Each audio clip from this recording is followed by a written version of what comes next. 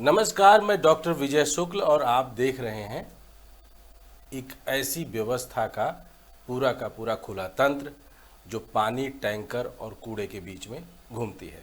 जी हाँ, हम बात कर रहे हैं दिल्ली के उस सियासत की जहां कभी केजरीवाल ने 10 साल शासन किया और पानी बिजली की मुफ्त वाली सियासी यात्रा के साथ उन्होंने दिल्ली के हर कोने में राज किया। लेकिन दिल्ली में आज हालत यह है कि हर नल सिर्फ पानी नहीं, सत्ता की विफलता भी बहा रहा है और हर गली में फैला कूड़ा किसी एक पार्टी की नहीं, पूरी व्यवस्था की बदबू बन चुका है। 2024 के विधानसभा चुनाव में भाजपा ने आम आदमी पार्टी को पराजित कर सत्ता में वापसी की। रेखा गुप्ता अब दिल्ली की पूर्ण लोकतांत्रिक रूप से निर्वाचित मुख्यमंत्री हैं। ऐसे में हर नीति, हर नाकामी और हर वादा केजरीवाल की नहीं, भाजपा सरकार की जिम्मेदारी के रूप में अगर बोला जाए तो शायद ज़्यादा सटीक और सही होगा, क्योंकि अब दिल्ली में ट्रिपल इंजन की सरकार है। पानी की बात करें तो दिल्ली जल बोर्ड यानी डीजेबी की हालत किसी बीमार संस्था से कम नहीं है। वर्षों से चली आ रही अव्यवस्था और बेतरतीब बिलिंग ने डीजेबी को घाटे में धकेल दिया था। पिछली सरकार यानी आपकी नीतियों ने फ्री पानी के नाम पर बोर्ड की आर्थिक रीढ़ तोड़ दी। लेकिन अब भाजपा सरकार के सामने चुनौती है कि वह केवल आलोचना तक सीमित न रहे बल्कि व्यवस्था को सुधार कर दिखाए। भाजपा सरकार ने हाल ही में बकाया पानी के बिलों पर लगे सरचार्ज को माफ करने की घोषणा की। यह फैसला पहली नज़र में राहत भरा ही लगा, क्योंकि दिल्ली वालों की आदत है जब कोई चीज़ माफ हो जाती है तो हम उसको दिल से स्वीकार करते हैं। वो अलग बात है कि सत्ता और सियासत के इस दांव पेच में हमारी अपनी अपनी फ्री की रेवड़ी वाली योजनाएं होती हैं और इस तरीके की सियासी राहत का अपना पूरा खेल होता है। लेकिन इस राहत के पीछे छिपी हुई है आर्थिक और राजनीतिक रणनीति की बात, जो हमें आपको समझना जरूरी है। यह केवल माफ़ी नहीं है, यह बैलेंस शीट की सफाई और पुरानी सरकार की विफलताओं को खुद से अलग करने की एक राजनीतिक तरकीब भी है। लेकिन जब इस राहत के साथ जल आपूर्ति और पाइपलाइन सेवाएं और बदतर होती जा रही हैं, तब यह राहत संदेहास्पद हो जाती है। आज दिल्ली की कई कॉलोनियों में नियमित जलापूर्ति बाधित है और इस जगहों पर टैंकर माफिया फिर से सक्रिय होता दिख रहा है। डीजेबी की आधिकारिक आपूर्ति विफल हो रही है और वहां निजी टैंकर 3-4 गुना दामों पर पानी बेच रहे हैं। सवाल उठता है, क्या यह सचमुच मरम्मत और तकनीकी खामी है या जानबूझकर की जा रही जल व्यवस्था की असफलता है, जिससे टैंकर कारोबार को बढ़ावा दिया जाए। यही टैंकर राज पहले आप सरकार पर सबसे बड़ा आरोप था। अब वही माफिया नए चेहरे के साथ नई सरकार की छाया में लौटता नजर आ रहा है। अगर भाजपा सरकार वाकई में पारदर्शिता और सुशासन की बात करती है तो उसे जल बोर्ड और टैंकर सप्लाई पर तत्काल प्रभाव से सार्वजनिक ऑडिट और जीआईएस ट्रैकिंग लगानी होगी।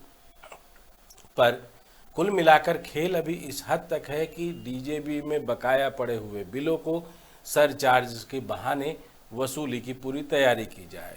सरचार्ज की माफ़ी के बाद हो सकता है कि दिल्ली की जनता डीजेबी के पुराने बकाया बिलों को भर दे, या हो सकता है कि सरचार्ज का पूरा आंकड़ा इतना बड़ा हो जो डीजेबी को घाटे में झोंकने जैसा हो, क्योंकि सरकारों ने मुफ्त के नाम पर इन सरचार्ज की पूरी ऐसी एक व्यवस्था अपने ऊपर लाद ली जो किसी भी ऑडिट में डीजेबी को घाटा दिखाए। तो शायद सरकार को इस घाटे से थोड़ी निजात दिलाने के लिए यह राहत वाला पूरा खेल खेला गया है कि बैलेंस शीट थोड़ी हल्की दिखे और सरकार इस पे 1 साल बाद यह घोषणा कर सके कि हमने डीजेबी को घाटे से उबार दिया। बहरहाल, डीजेबी पर ज़्यादा ज्ञान देने की बजाय हम इसके समानांतर एक और बड़े संकट की बात कर रहे हैं। कूड़े के पहाड़ तो आपको याद होंगे, जिसके ऊपर लगातार केजरीवाल पर हमला किया जा रहा था और केजरीवाल एमसीडी पर हमलावर थे। लेकिन बाद में यह कूड़े के पहाड़ चुनाव खत्म होने के बाद कहां गायब हो गए और कितने साफ सुथरे हो गए, इसका दिल्ली की जनता को न अब पूछने का मन है और न समझने का इरादा, क्योंकि अब सरकारें बदल चुकी है और दिल्ली में अब कूड़े का राज है। दिल्ली नगर निगम, जो अब भाजपा के सीधे नियंत्रण में है, इन दिनों कचरा प्रबंधन में पूरी तरह फेल होता दिख रहा है, या यूं कहें कि फेल होने की पूरी व्यवस्था को दिखाने का प्रयास कर रहा है। कूड़ा उठाने के पुराने टेंडर समाप्त हो चुके हैं और नए टेंडर अब तक जारी नहीं किए गए। इसकी वजह से नालियों में कूड़ा बह रहा है, बारिश में बदबूदार पानी सड़कों पर फैला है। और मच्छर संक्रमण और महामारी के खतरे ने जनता का जीना मुश्किल कर दिया है। यह सब तब हो रहा है जब बारिश है और यह कूड़ा उस जगह पार्क किया जा रहा है जहां पर दिल्ली वाले अपने गाड़ियां पार्क करते हैं। बहरहाल कूड़े की एक अपनी पूरी व्यवस्था है और इसको किस दिमागदार आदमी ने पैदा किया होगा, उसको यहीं से 100 तोपों की सलामी देने की आवश्यकता आपको, हमको, सबको है। क्योंकि दिल्ली के अंदर आप कूड़े की व्यवस्था को बड़े साफ सुथरे ऑर्गेनाइज तरीके से देखेंगे। जहां स्कूल वहीं कूड़ा घर, जहां अस्पताल वहीं कूड़ा घर, जहां बाजार वहीं कूड़ा घर। यानी कूड़े घर को एक जानबूझकर के व्यवस्था के साथ लोगों के बीच में रखा गया है, जिससे दिल्ली आने वाले लोग और लाजपत नगर जैसे मार्केट में घूमने वाले लोगों को यह पता चलता रहे कि हेमू कालानी विद्यालय के साथ साथ मार्केट के बीच में एक कूड़ा घर है जो आपके ओजस को बढ़ाता है। भारतीय जनता पार्टी हो सकता है ट्रिपल इंजन की सरकार में इस पुराने ओजस को खत्म करने की व्यवस्था की तरफ अग्रसर हो, ऐसा भी हो सकता है, लेकिन यह सब केवल प्रक्रिया में है कहकर टाल देना जनता की समझ का अपमान होगा। यदि निगम में पारदर्शिता और दक्षता होगी तो टेंडर प्रक्रिया महीनों से लटकती मिलेगी।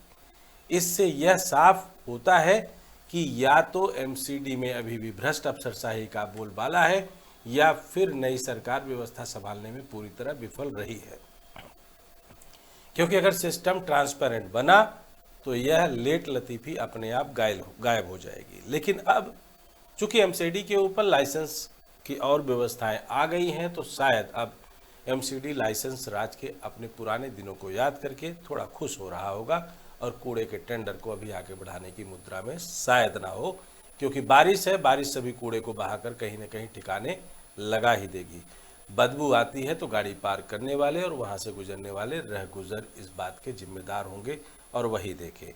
बहरहाल लोकल पार्षद कहीं न कहीं अपनी इज्जत बचाने के लिए जेसीबी लगाकर कूड़े का ठिकाना सप्ताह भर में 10 दिन में जरूर कर रहे हैं, लेकिन 10 दिन तक फैली हुई बीमारी और उसकी बदबू का जो ये पूरा का पूरा तांडव है, इसको शायद वो लोग महसूस नहीं कर पा रहे होंगे। बहरहाल यह कोई पार्टी विशेष की आलोचना नहीं है, बल्कि सच्चाई का आईना है। भाजपा को अब यह कहने का हक नहीं है कि हम पुरानी सरकार की गंदगी साफ कर रहे हैं। अब सत्ता आपकी है, प्रशासन आपका है और हर गलती भी आपकी ही गिनी जाएगी। रेखा गुप्ता की सरकार को यह समझना होगा कि दिल्ली के नागरिक अब नारों और वादों से नहीं, सेवा और सिस्टम से जवाब चाहते हैं। अगर आप सरचार्ज माफ कर राहत देते हैं तो पानी भी नियमित होना चाहिए। अगर आप सफाई व्यवस्था की बात करते हैं तो कूड़ा उठाने का काम प्राथमिकता होनी चाहिए, ना कि टेंडर प्रक्रिया की लचरता। दिल्ली आज जिस दौर से गुजर रही है वह केवल मौसम या संसाधन की समस्या नहीं है, यह राजनीतिक इच्छा शक्ति की असल परीक्षा है। और इस परीक्षा में अब कोई बहाना नहीं चलेगा, क्योंकि जब जनता वोट देती है तो वह केवल सरकार नहीं, जवाबदेही सौंपती है।